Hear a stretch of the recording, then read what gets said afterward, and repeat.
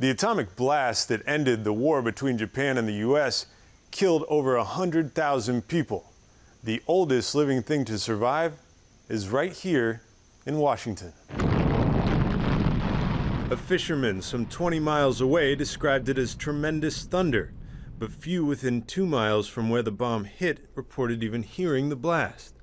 A Jesuit priest 4 miles away described the noiseless flash. I saw a light, like magnesium light, flashlight, which filled the whole valley. After the Enola Gay dropped the first of 2 atomic bombs that would lead to Japan's surrender in World War II, little was left standing after the explosion except the shells of buildings and this tree.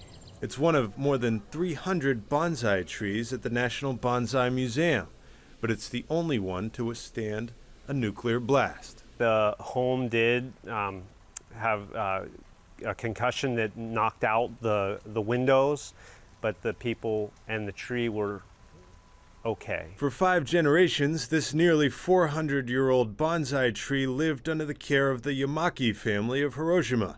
The family and their tree survived the blast that killed so many.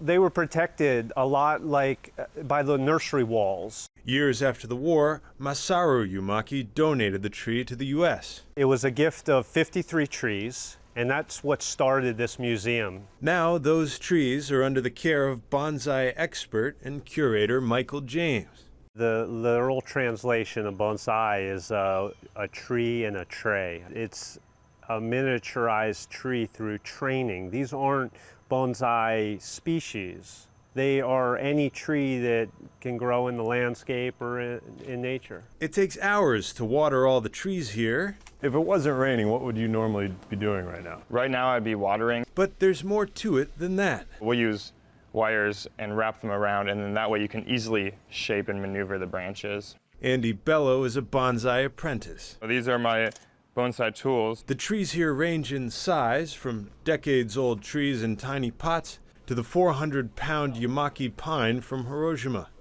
But they all have one thing in common. It's lived its entire life in a container. The tree was a gift to the United States, but it wasn't until decades later that the National Arboretum learned its story.